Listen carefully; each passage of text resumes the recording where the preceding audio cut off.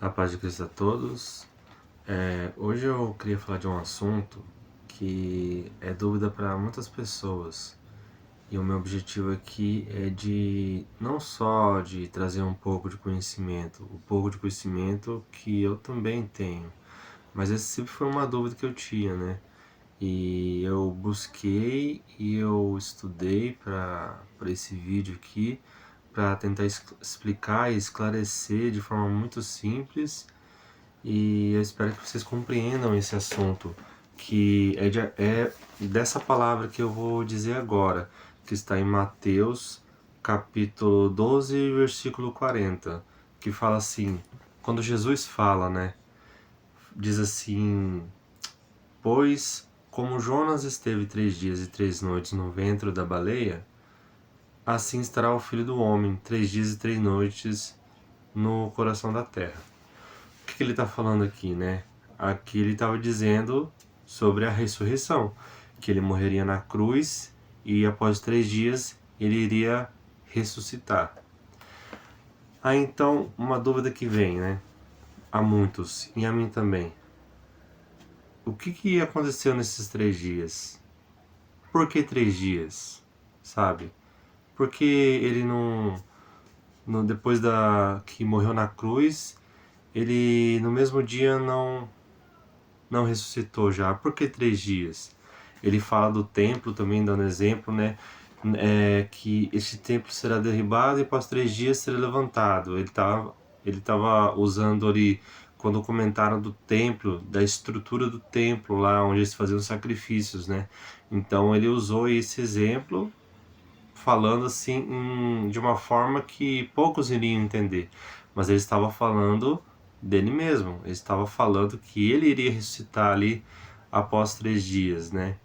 Templo, ele estava falando do corpo, que nós somos templo do Espírito Santo, mas eles não entenderam. Como que você vai fazer isso? Falaram para ele, né? Se levou 40 anos, alguma coisa assim, 40 anos para construírem aqui, e como é que você vai levantar esse templo, destruir e construir de novo em 3 dias? Eles não entendiam isso, né? Então, mas a dúvida que fica assim, o que ele fez nesses 3 dias, né?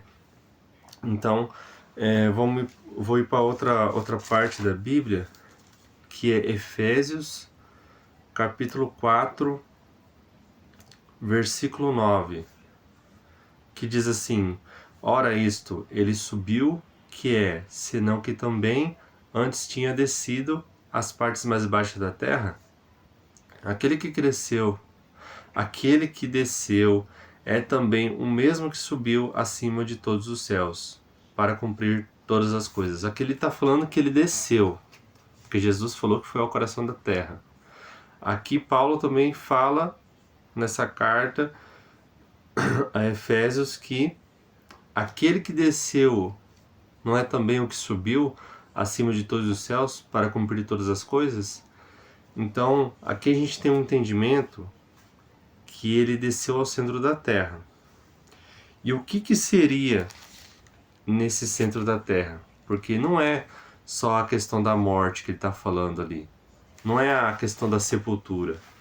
Existe algo ali em torno disso que ele foi fazer e que é mais revelado claramente em 1 Pedro, capítulo 3, versículo 18, que diz assim, porque também Cristo padeceu uma vez pelos pecados, o justo pelos injustos, para levar-nos a Deus, mortificado na verdade, na carne, mas vivificado pelo Espírito.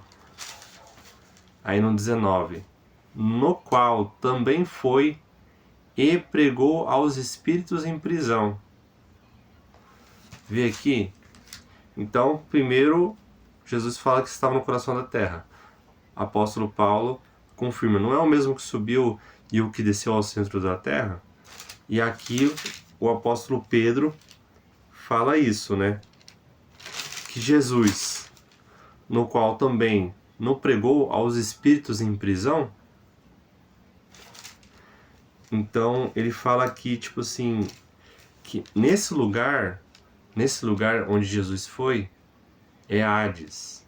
É onde estavam as pessoas que morreram em Deus, fazendo o que estava ao alcance delas, seguindo as leis de Moisés, e essas pessoas estavam também no Hades. Eles ficavam, tanto uma parte das pessoas que estavam condenadas, que tinham morrido, que foram condenadas, e as pessoas também que foram salvas, elas estavam no Hades, só que em partes diferentes ali, entende? Então, os justos, né, que morreram em Deus. Porque no versículo 20, continuando, fala assim: os quais, noutro tempo, foram rebeldes, quando a longanimidade de Deus esperava nos dias de Noé, enquanto se preparava a arca, na qual poucas, isto é, 8 almas se salvaram pela água.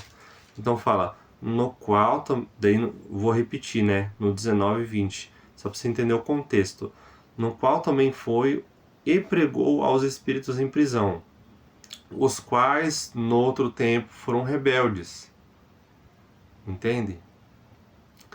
Antes da nova aliança, ele foi e pregou aos espíritos que estavam em prisão, mostrando, indo até eles, indo até essas pessoas, e mostrando que ele tinha vencido a morte, que ele tinha vencido as trevas ali naquele momento, porque a vitória de Cristo sobre as trevas foi na cruz.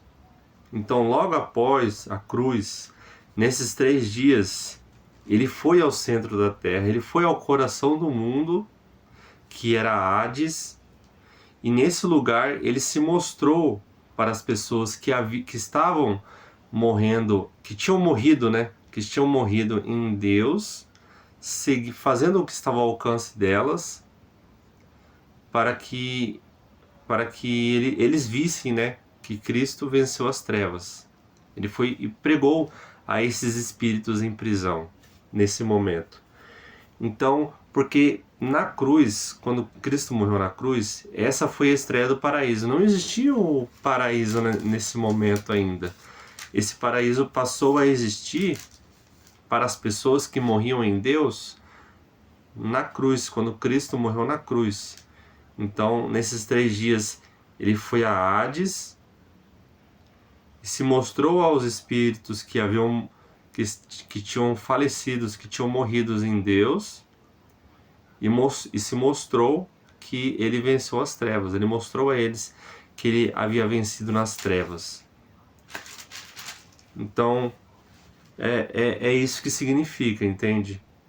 Então, ele não simplesmente estava em espírito adormecido, assim, muitas pessoas têm uma doutrina assim, onde elas acham que a pessoa morre e daí ela fica meio que num estado de inconsciência ali, meio que dormindo, e daí só quando ela ressuscita no corpo glorificado ali, ou em espírito, ela, ela vai acordada e vai ficar consciente. Na verdade, não.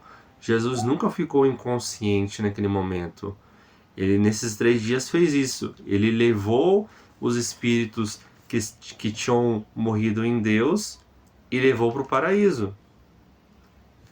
E aí se tornou nesse paraíso também que é conhecido como o seio de Abraão. Então foi isso que aconteceu. Então é isso. Eu acho que ficou bem claro o vídeo, né? Para quem tinha dúvida sobre esse assunto. Se você tiver alguma dúvida sobre isso, deixe nos comentários que eu posso buscar e esclarecer mais, talvez em algum outro vídeo que eu faça. Lembrem que Jesus Cristo, ele já venceu as trevas na cruz, tá? Então, qualquer batalha que você vai ter na sua vida, você já venceu em Cristo, só basta você acreditar nele, que ele é seu Salvador, que ele é o caminho da verdade, da vida. Ele é o único caminho, não existe outro caminho, tá? E que eu desejo que a paz de Deus esteja com todos vocês. Eu tentei trazer o máximo de conhecimento que eu tinha aqui. Eu estudei estudei e observei as escrituras para tentar deixar o mais claro possível. Eu espero que isso tenha edificado você e que a paz de Deus esteja com todos vocês. Até a próxima.